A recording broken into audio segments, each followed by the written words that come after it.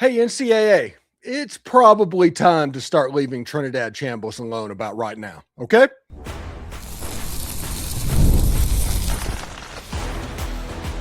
You are Locked On Ole Miss, your daily podcast on the Ole Miss Rebels. Part of the Locked On Podcast Network, your team every day. Welcome to the Locked On Ole Miss podcast, the most watched Ole Miss podcast around. I am your host, Stephen Willis, a 10-year veteran member of the national media with Yahoo Sports and a former Ole Miss staff member as well. We're proud to be a part of the Locked On Podcast Network now, the number one sports podcast network in America. That's pretty awesome. That's because of fans like you taking in content like this. On today's show, we talk about a season opener moving to Sunday. The NCAA is making a legal move they probably know will not work. And the latest national solutions for college sports might be more theater than substance. And are those two things related? All of that and more coming up on today's Locked On Ole Miss podcast. Remember, we're free and available in all the podcast apps and on YouTube. And a special hello to our insiders and everydayers who make this show what it is, your team every day. Today's episode is brought to you by FanDuel. FanDuel is giving you a way to turn that energy into a bigger potential win with college basketball parlay profit boost. Head to FanDuel.com to get started. Okay, one of the things that makes my show do really well is I speak from the heart. And you saw us talk about the Trinidad case, and we were right absolutely through it. That case was over by 9 o'clock in the morning. I watched the whole thing live. The NCAA put on a clown show performance and didn't stay to the end. Got a show cause, could end up in contempt of court. And I said leading into that trial or hearing that they were hoping that Charles Bediako, Trinidad Chambliss, and Joey Aguiar would win their cases so that they could take it to Congress. And we're going to talk about that in the next segment. That's coming up because all of that is tied into this. Trinidad Chambliss was the player that had the most eyeballs on him because of how good of a player he is. You saw the FanDuel lines. He is the betting favorite to win the Heisman Trophy at the moment. Spring practice is starting in 2 weeks. The NCAA needed eyeballs on this thing if they wanted to get their antitrust exemption, which, by the way, they're not going to get. Only baseball has that. They're not going to get it. But the only way they could show that it would work is for college sports to be such a mess that they just were given to it in hopes that it would fix it. And they used the Trinidad Chambliss case to reach those ends. The NCAA admitted in court that if Trinidad Chambliss was at Ferris State, he would have gotten the rubber-stamped medical red shirt. Absolutely no problem. Trinidad Chambliss was told by the staff at Ferris State that he was going to get a medical red shirt. They announced it on national broadcast. There's video evidence of them talking about a medical red shirt. This is all before he transferred to Ole Miss. This whole deal was about D2 and D1 not talking, having two completely different sets of standards, and that hurting a kid. And then the court stepped in and did the right thing. That's what this is about. This is about a sixth-year senior. By the way, the moment Trinidad Chambliss got called to the stand in his own hearing, the NCAA approved another player for a 9th year of eligibility. So I do not want to hear how Trinidad is taking opportunities away from other people. That's not happening. The NCAA got their butt whipped in court. The judge, in order to make it appeal proof, had an hour and a half reading on the proceedings. And if the NCAA wanted to appeal, they probably should have shown up for the reading of that because now they're under a show cause order and at risk being in contempt of court. But on top of everything, they put together a 654-page document to send down to the Mississippi Supreme Court to try to appeal. And notice I said try to appeal because it's not guaranteed that they can appeal this. The way it works is the Supreme Court can say yes or no and before they take an appeal. And historically, they've said no about 98% of the time. According to Michael Borky's Rebel Report podcast, he was talking about this legal breakdown and what's going on. It's called an interlocutory appeal. to the Mississippi Supreme Court. And should it get in front of the Mississippi Supreme Court, they're probably not going to look too favorably on a legal team that completely disrespected the court that they are in charge of. The Supreme Court's not an adversary to this other court. They're all working together, and you just disrespected that. So the NCAA is under no thought that this would be successful. They know that Trinidad Chambliss is going to be Ole Miss's quarterback in 2026. They know that Trinidad Chambliss is going to be the starting quarterback when they start spring practice on March 23rd. Why did the NCAA do this? Well, we're going to talk about tomorrow's proceedings and how you don't need to be fooled about it. But tomorrow is going to be all about the federal government getting involved in college sports. The president's holding his commission. Congressmen are in that commission. And if the NCAA can make eyeballs appear to what's going on, they can push it through. And the only way they have to say that this is a system that they can't manage without an antitrust exemption is by Trinidad Chambliss, which, by the way, is a terrible example, because the reality of what happened with the Charles Bediako case and the Joy Aguilar case and the Trinidad Chambliss case is all three were ruled on like they should.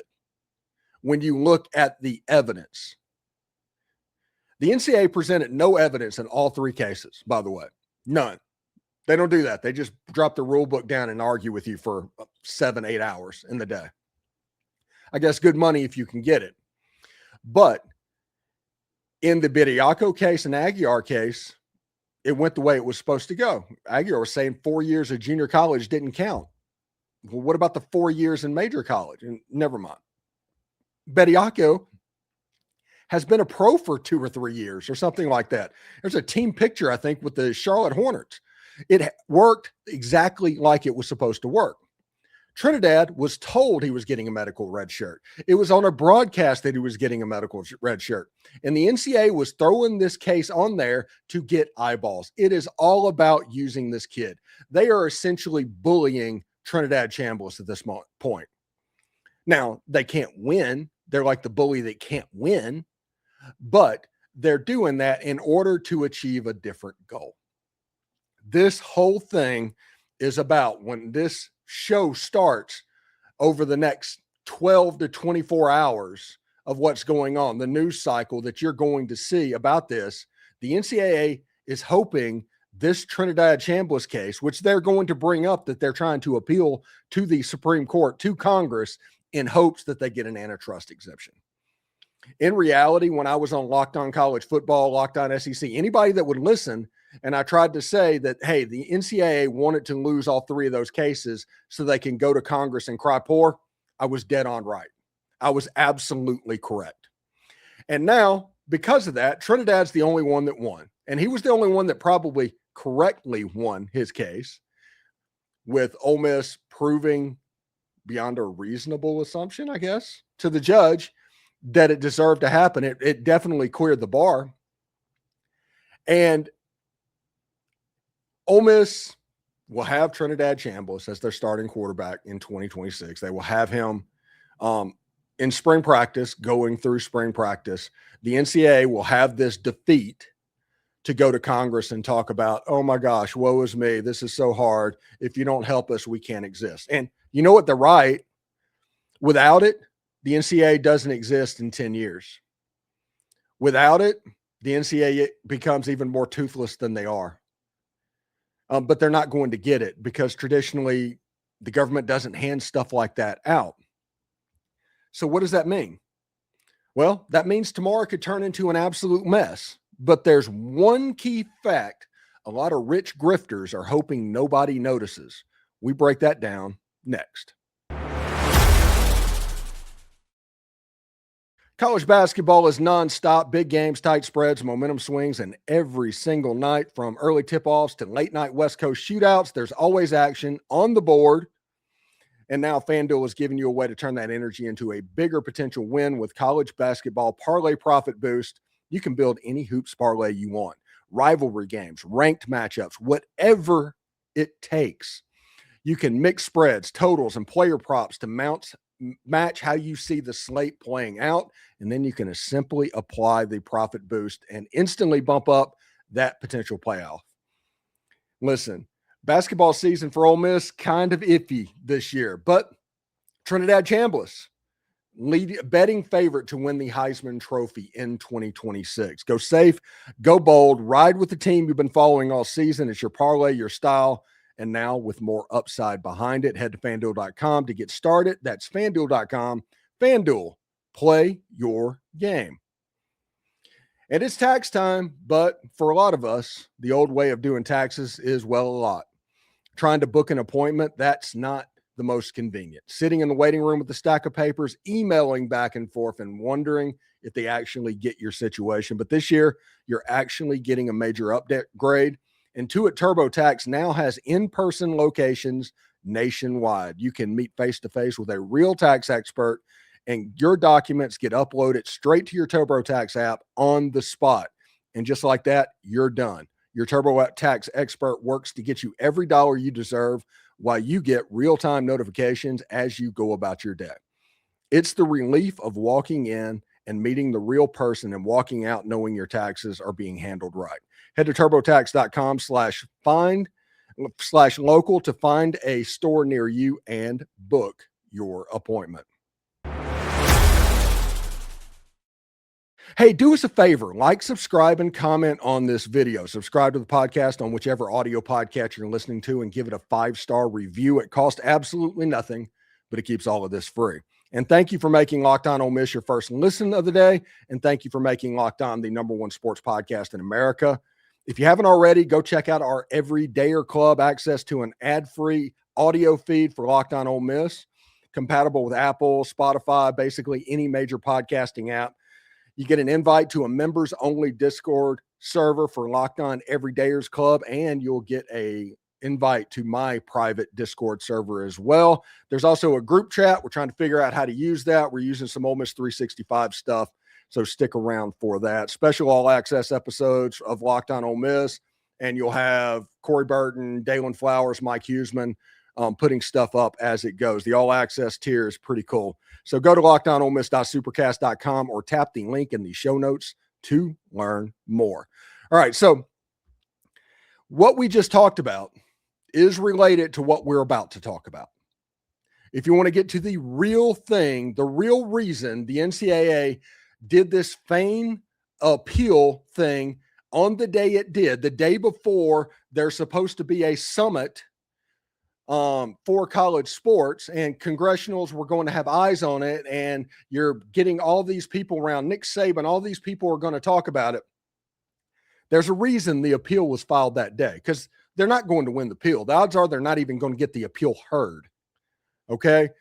The important part of this exercise was to do it and get it into the news and have that as a quiver in your tool chest, essentially, to bring up as a part, hey, we need an antitrust exemption, which, like I said, they're not going to get that, but that doesn't mean they're not going to try to get that. So they're going to do this Save College Sports thing. And listen, there's a lot of good ideas from everybody, but right now the Cody Campbell group and the Smash Sports group, they want one thing in particular that would completely ruin college sports for everybody involved, but especially the SEC and the Big Ten, and that is pooling media rights. There's a Sports Broadcasting Act from 1961 that prevents conferences from being able to pool broadcasting rights. They're trying to get that amended or changed. If that happens, all of a sudden, all the other schools are going to force and try and pressure the SEC and Big Ten to join in for the good of the game.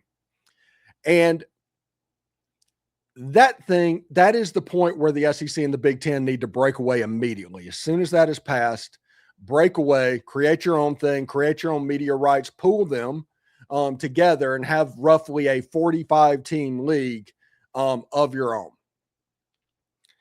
The NCAA is trying to build an area through the Trinidad case to get heard on their stuff, but they're going to have to fight this, because this is going to be the big talking point. There's people who are going to talk about transfer list and NIL stuff and hard salary caps, and this is just so hard for everybody, and people are going to lose sports, and that's all the stuff that you're going to hear in the sound bites. And these rich billionaire grifters are going to hope that the pooling media rights falls between the couch cushions.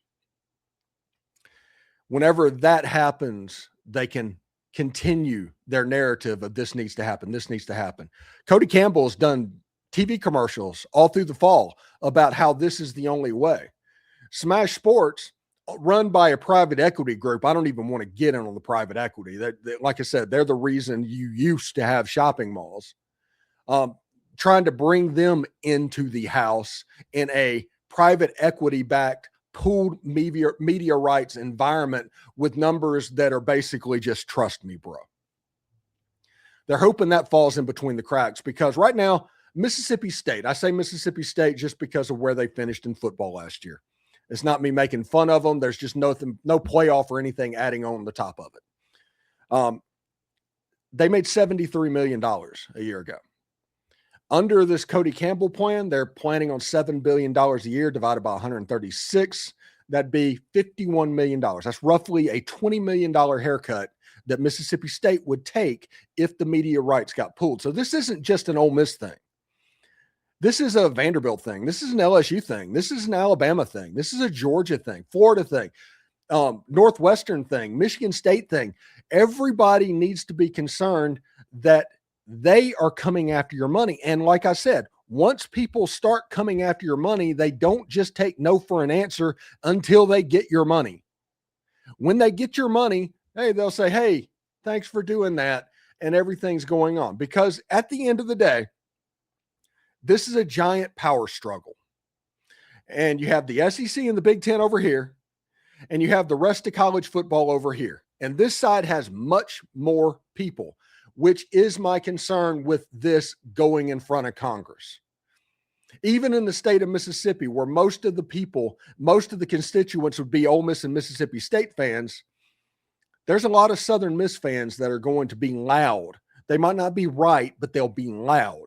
And because of that, the same type stuff that we have seen for the playoffs and all that built up over the last couple of years will continue. Don't be fooled by the performative mess where they're going to fix college football. Pay attention to pooling media rights and antitrust. Those are the two issues that you need to pay attention to. Those are the two mechanisms, A, for the NCAA to start ruling with an iron fist. They're already threatening retribution against teams that get court remedies against their mistreatment. They're already threatening that. They're going to rule with an iron fist because that's how they've always done. And everybody's going to say, no, the NCAA is great. Let me tell you my experience with the NCAA. In 1995, Ole Miss cooperated. They did exemplary cooperation. And they wanted to put themselves in the best possible light and all of that stuff. What resulted was the second worst probation behind SMU at the time, for no reason, essentially. Second, let's go back to the Hugh Freeze thing where the tweet happened. The Ole Miss compliance tweet got put out. Roughly hunting on land and $10,000 worth a 2-year bowl ban and multiple scholarships left over the year and a high fine. They got killed again. Let me break this to you right now, NCAA. The days of Ole Miss rolling over, that's done. That's a bygone era. We've learned our lesson. It took a little bit of time, but Humpty Dumpty finally got put back together again. And now that they did, they're not going to let you knock him off the wall. Not this time. You're going to have to find another stooge to be your fall guy. And to the rich billionaires that want to steal Ole Miss's money, the $20 to $25 million that they want to just steal, that's not going to happen either. Because the moment this gets passed and the pressure starts building, the Big Ten and the SEC are going to go. They're going to walk out the door together. And you know what else they're going to do? They're probably going to take your 10 biggest brands. So you can pull all the media rights you want, but it's going to be based off of Sun Belt and Conference USA numbers as opposed to, quote, Power 4 numbers. And Ole Miss taking their shot right now with Trinidad Chambliss and fighting the NCAA tooth and nail. That's not going to change that. Really interesting stuff. We'll see exactly how that goes and what is going on there. So, in our final segment, Ole Miss made a quiet tweak to its 2026 season opener against Louisville and Nashville, and it might be a little bit more interesting than it looks. All of that coming up next. You know, workplace chaos, deadlines stacking up, inboxes overflowing, and the one position you have to fill, well, that is still sitting open. When the pressure's on and you need the right hire, this is the job for Indeed Sponsored Jobs. Indeed Sponsored Jobs helps you reach the people who actually fit what you're looking for. That's skills, that's location, that is experience. So you're not just hoping the right candidate stumbles across your post. And here's a stat that says it all, everybody. In the minute I've been talking to you, companies like yours have made 27 hires on Indeed, according to Indeed data worldwide.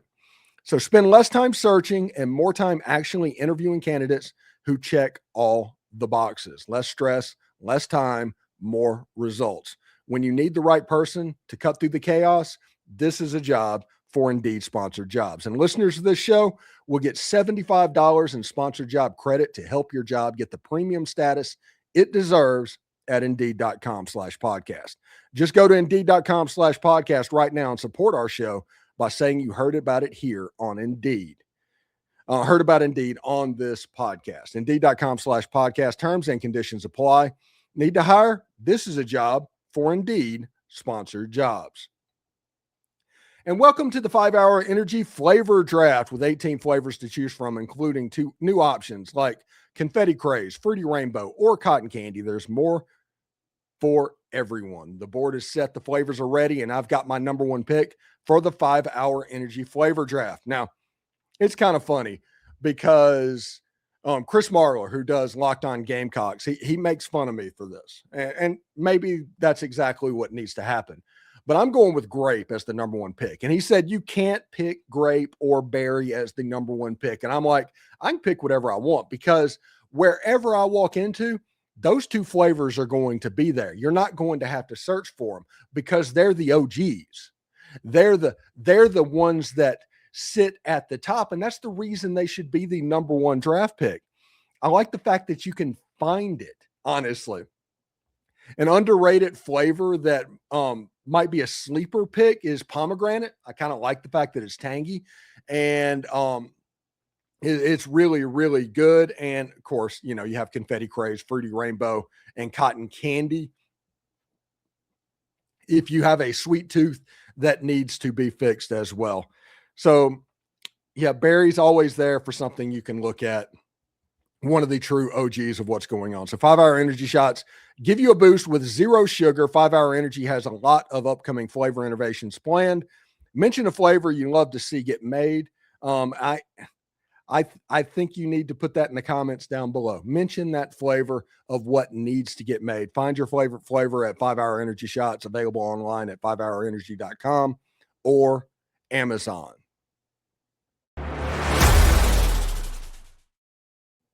All right, sitting here, and what I thought was going to be a relatively slow news day turned into a pretty quick one, you know, news bouncing around pretty good. What was originally going to be one of the leading topics of the story was Ole Miss moved its season opening game against the Louisville Cardinals to Sunday at 6:30 Central Time, 7:30 Eastern on ESPN into primetime in Nashville.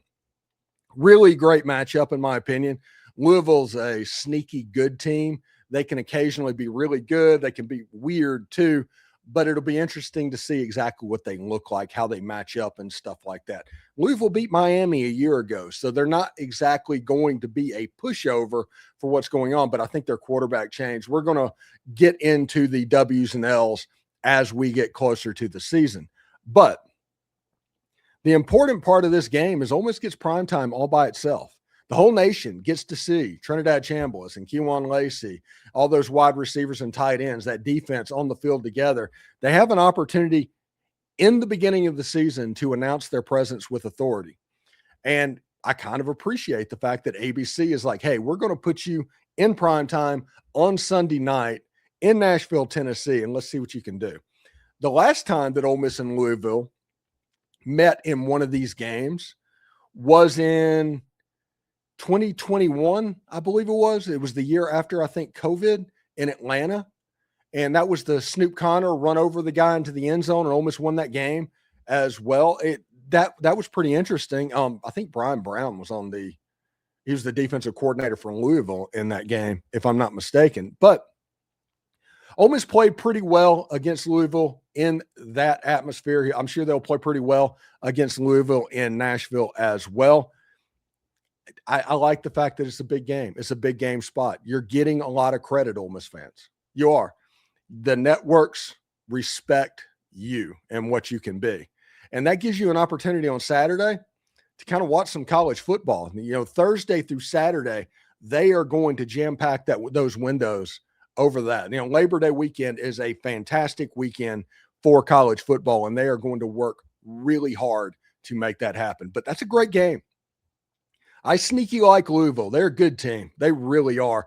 I love the stiff-arming Cardinal that they're putting on logos and all that now. I like that. I've always sneakily liked Louisville. I don't know what it is about them. Maybe it was the fact that real quick, before I get out of here, I'll tell you what it was about. I know exactly what it's about. I used to watch college basketball, and you could hear about the Metro Conference back in the day. And Southern Mississippi, I was a South Mississippi boy. I'm watching Southern Mississippi playing Louisville in the old Metro Conference, and that's probably where the Denny Crum era and all that, they were dominant back in the 80s, and that is probably where this is coming from, honestly. So anyway, thanks for tuning in to the Locked On Ole Miss podcast. We're going to continue to talk about Trinidad Chambliss, the NCAA, and how they're using him for their own benefit all week. Next week, make sure you subscribe and follow the show so you get all the latest episodes. We're on all the social channels, so check that out as well. You'll never miss an episode. The Everydayer Club is built for you. Get the Locked On Ole Miss podcast ad-free, plus members-only Discord access and more. Head to lockedonolemiss.supercast.com to join the club. For those of you on video, we're going to send you on over to the first ever 24/7 National Locked On Podcast Network YouTube channel. On audio, make sure you check out a second listen. Either Locked On SEC or Locked On College Football is available. Hotty toddy, everybody. And as long as the NCAA is pulling their junk, we are going to have to deal with it. So let's deal with it. See you tomorrow.